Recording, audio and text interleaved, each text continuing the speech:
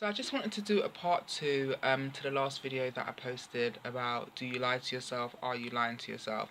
And firstly, let me just start off by saying I am not trying to put anybody down.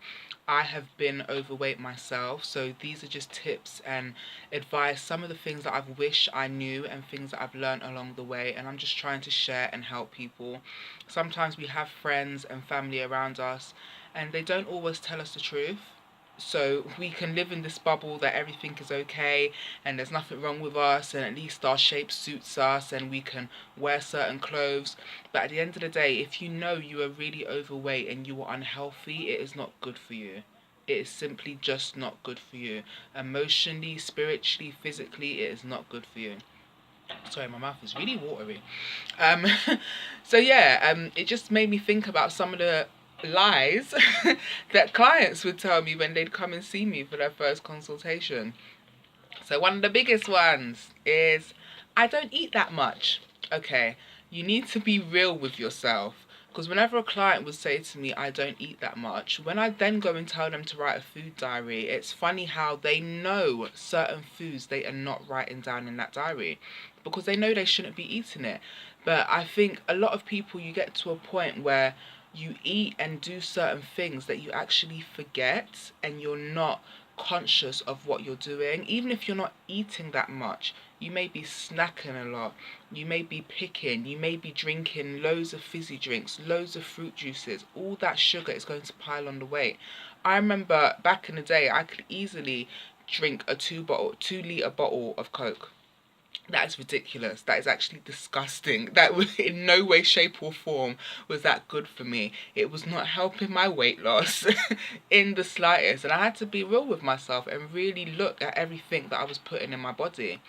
So do that. Look at what you have in your house. Try to actually make a note of everything that you eat and take a deep look at what you're eating and even why you're eating it. Were you stressed at work that day? Were the kids getting on your last nerve? Are you nervous about an exam? Have you got something else that's coming up? Has someone recently died? Have you just had a breakup? Things can make us do things can make us do things. Things can lead us to certain actions. So I understand that it's hard. It is hard to see a chocolate cake and you know you shouldn't eat that chocolate cake, but not only do you have one slice, but you eat the whole cake. It's difficult, but at the end of the day, if you want it bad enough, if you feel that you deserve something better, you're going to be able to say no. And it's not like you're going to have to say no for the rest of your life.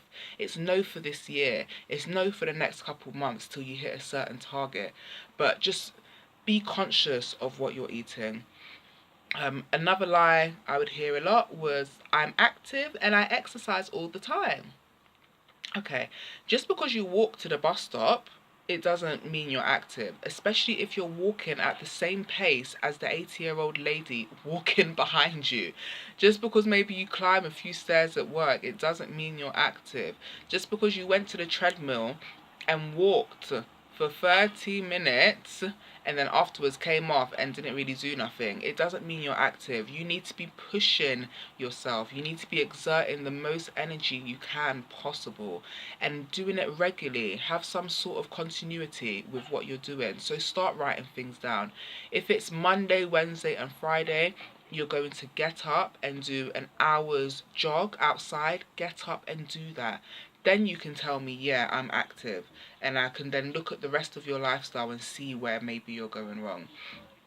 The last one that I hear all the time is that I can't do it. I hate that. Any client that I've had knows that if you say I can't, you're either going to do extra or you're never going to say I can't again, because I'm going to have such a speech for you that you just don't want to hear it. But there's no such word as can't. Anything you want to achieve, you can do it. I I get it. You could be exercising and it hurts. It feels uncomfortable. It's not nice. But compare that to the feeling of buying an outfit and it doesn't zip up. Buying something and realizing you've gone up not just one size but two sizes. Going out with friends and feeling just odd because everyone's in shape and you've had to wear baggy clothes or flat shoes because your ankles can't take wearing the heels. What feeling is going to feel worse? it's going to be a little bit of pain now for a lifetime of pleasure. Seriously, a little bit of pain for a lifetime of pleasure, because you're going to have the pleasure of looking at yourself and knowing that you put the work in and you done everything you needed to do to become the best that you can be. It's not all about looks, I get that. But at the same time, you need to take care of yourself. And the way you treat yourself is how others are going to treat you. So if people see that you make an effort with taking care of yourself and looking good and becoming healthier, they're going to treat you better because they see how you treat yourself. If someone sees that you really don't mind stuffing your face with junk food all day, all night, putting yourself down, having low self-esteem, how do you think they're going to treat you? What kind of people do you think you're going to attract into your life? So I'm going to leave it there. But yeah, I just want everyone to just be a bit more conscious of what they're doing. None of us are perfect. I am far from perfect. Far, far from perfect.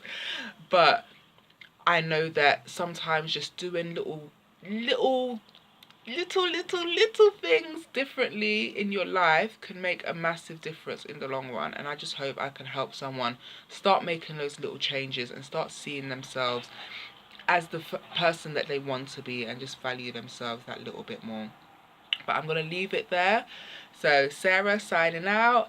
Hopefully again this helps someone, and if you have any tips or advice that could be helpful for someone else, please feel free to leave it down below in the comment section. So thanks for listening. Thanks for listening. And I'll be back again soon. Bye.